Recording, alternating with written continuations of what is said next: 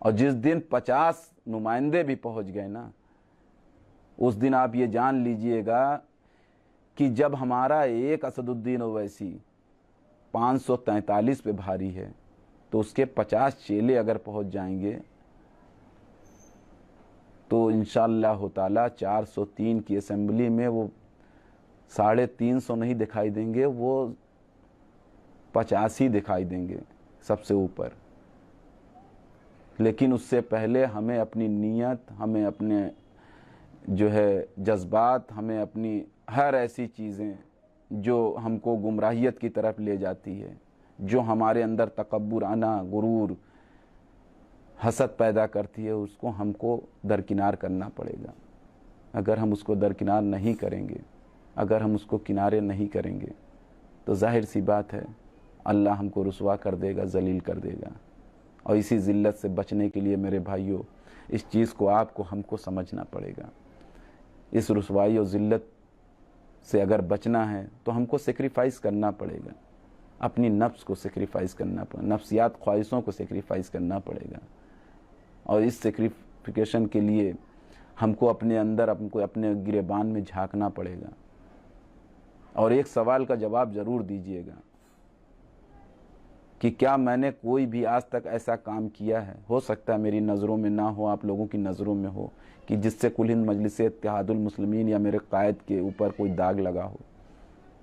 اگر ایک بھی کام آپ کی نظروں میں ہوگا، اگر میں نے ایک بھی اپنے کارکرتا کے ساتھ ناانصافی کی ہوگی، ہاں جہاں پہ پارٹی کو کسی نے نقصان پہنچانے کی کوشش کی، میں نے اپنی جہاں تک میرے بارے میں پوسٹیں کی گئی، میرے بارے میں لکھا گیا، میرے بارے میں بولا گیا، میرا ہی اپنا کارکرتا جس کو میں لایا ہوں اسی نے لکھا، لیکن جیسے ہی اس نے رجوع کیا کہ نہیں مجھ سے غلطی ہوئی، میں نے ترنت معاف کر دیا، کیونکہ یہ کرنا پڑے گا۔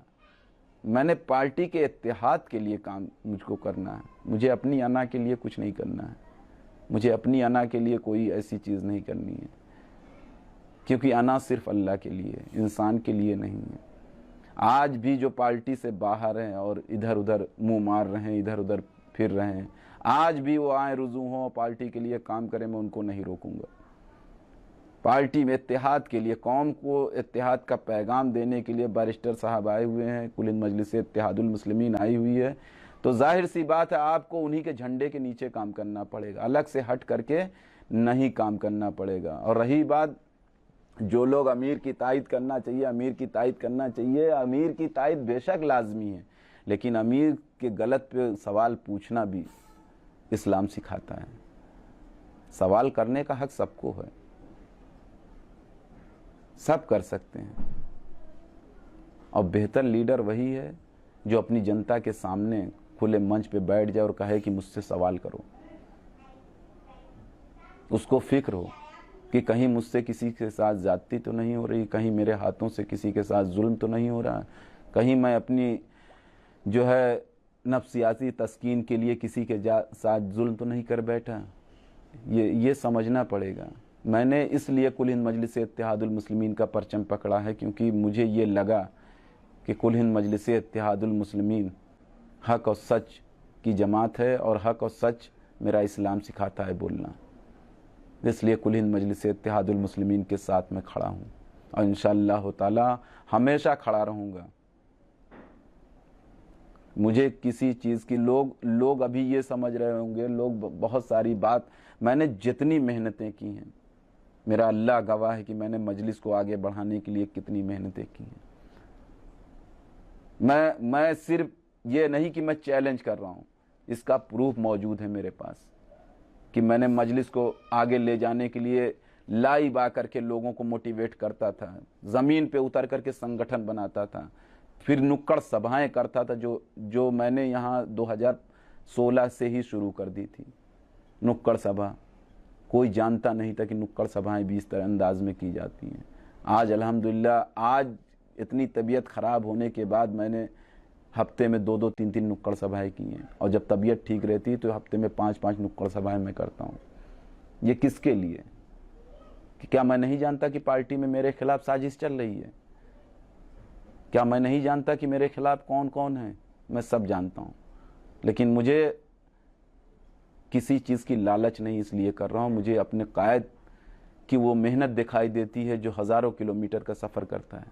मुझे पार्टी इसलिए अच्छी लगती है क्योंकि ये मजलूमों की एक उम्मीद दिखाई देती है कि अगर 10 ही उस ऐवान असेंबली में पहुंच गए तो जाहिर सी बात है जुल्म कुछ तो रुकेगा, कुछ कम होगा, बहुत नहीं, एकदम से ख़त्म नहीं होगा, क्योंकि हमारे अमाल उतने अच्छे नहीं हैं। इसलिए मैं ये चाहता हूँ कि अभी भी वक्त रहते आप लोग अल्लाह के वास्ते कुल हिंद मजलिस इत्तेहादुल मुस्लिमीन का परचम अपनी शिनाख्त बनाइए, और जिस कौम का परचम नहीं होता उस कौम को, जिस कौम की शिनाख्त नहीं होती उस कौम को अल्लाह सफ़े हस्ती से मिटा दिया करता है। आज हम उस सियासी मुनाफिकों के पीछे जो हम उनकी जूतियां सीधी कर रहे हैं, इससे कब छुटकारा दिलाओगे अपनी कौम को, कब जगाओगे? कितनी इबरत हर दौर में अल्लाह इबरत के लिए निशानियां देता है, उसके बाद भी आज के दौर का मुसलमान उसको इबरत नहीं मानता, इबरत नहीं हासिल करता, इसीलिए रुसवा और जलील होता है। मेरे भाइयों, अल्लाह के वास्ते इस वीडियो को इतना शेयर करिएगा, क्योंकि ये पूरे प्रदेश नहीं पूरे हिंदुस्तान के लिए पैगाम है। ये जो मैं बातें बता रहा हूँ, मेरी बात में अगर कहीं से भी अगर मैं लाइव आ करके मोटिवेट करता हूँ तो मैं किसके लिए करता हूँ? पार्टी के लिए। किसके लिए इतना बोलता हूँ? आज जो भी एलिजिबिलिटी है मेरे अंदर, जो भी कैलिबर है मेरे अंदर, आज वो सारा का सारा पार्टी के लिए डेडिकेट करता हूँ। लोगों को तो ऐसे, मेरा कोई कार्यकर्ता जब मेहनत करता है या उसके अंदर एलिजिबिलिटी होती है, उसके अंदर पार्टी के लिए डेडिकेशन होता है, तो उसका हौसला मैं मन से बढ़ाता हूँ। लेकिन अभी भी हमारी पार्टी में कुछ ऐसी कमियां हैं कि काम करने वालों की टांग खींची जाती है, काम करने वालों को पीछे ढकेला जाता है। इस चीज़ को समझिए। जिसको अल्लाह इज्जत देने पे आएगा ना, पूरी दुनिया चाह करके अगर रोकना चाहेगी उसको ख़त्म नहीं कर सकती, पूरी दुनिया उसके मुखालिफ खड़ी हो जाए, ये मैं चैलेंज करता हूँ, उसको कुछ नहीं बिगाड़ सकती। बैरिस्टर हाजी असदुद्दीन ओवैसी साहब के खिलाफ कितने लोग खड़े हैं, इधर बीजेपी, उधर आरएसएस, उधर बजरंग दल, इधर सपा, इधर बसपा, उधर कांग्रेस, इधर आम आदमी पार्टी, कितना गिना दूं, उधर टीएमसी, कितना गिना दूं। यहाँ तक कि मुसलमान खुद बैरिस्टर हाजी असदुद्दीन ओवैसी साहब का विरोध करता है। वो बंगाल के सिद्दीकी साहब पीरो मुर्शिद जो बने बैठे हैं, धोखा दिया ना कुल हिंद मजलिस इत्तेहादुल मुस्लिमीन को, बैरिस्टर हाजी असदुद्दीन ओवैसी साहब को। क्या उनकी इज्जत में कोई कमी आ गई? लेकिन हाँ, उन्होंने अपनी शिनाख्त लोगों को बता दी कि मैं किस कैटेगरी का इंसान हूं। हर दौर में मुसलमान को अगर किसी ने धोखा दिया तो वाहिद मुसलमान है, नहीं तो इस्तिंजा नापाक करने वाले की हैसियत नहीं कि मुसलमानों से नज़र मिला करके खड़े हो जाएं। समझ रहे हैं? मुसलमानों, तुम्हारा उरूज ही इसीलिए है कि मजलूमों का तहफ़्फ़ुज़ करो। मुसलमानों, अल्लाह तुमको लाया ही इसीलिए है कि हक और सच का साथ दो। मुसलमानों, अल्लाह ने तुमको बनाया ही इसलिए है कि तुम जो है हक बात का हुक्म दो और गलत बात से रोको। और जब हम खुद ही गलत करने लगेंगे, जब हम खुद ही गलत का साथ देने लगेंगे, तो जाहिर सी बात है फिर अल्लाह की रहमत हम पे आएगी, अल्लाह की नुसरत आएगी। आज हम खुद गलत कर रहे हैं, आज हमारे आमाल की वजह से हमारे साथ गलत हो रहा है। जिस दिन हम अपने आमाल संभाल लेंगे, इंशाअल्लाह ताला आने वाला वक्त आने वाली नस्लों के लिए एक रोशन मुस्तकबिल लेकर के आएगा। मेरी इन बातों से अगर किसी को तकलीफ़ पहुंची हो, मेरी इन बातों से किसी के दिल दुखा हो, तो अल्लाह के वास्ते मुझको इन सारी बातों के लिए वो माफ़ करेगा।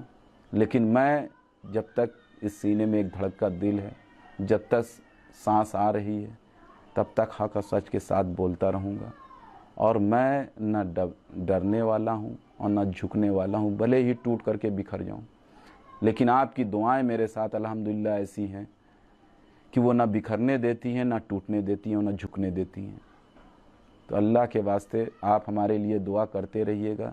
एक शेर के साथ मैं अपनी बात को यहीं ख़त्म कर दूंगा कि तुम्हें ये हक़ है कि तुम किसी का ख्वाब बन के रहो, तुम्हें ये हक़ है कि तुम किसी का ख्वाब बन के रहो, मगर हमारे लिए ताज़ा गुलाब बन के रहो।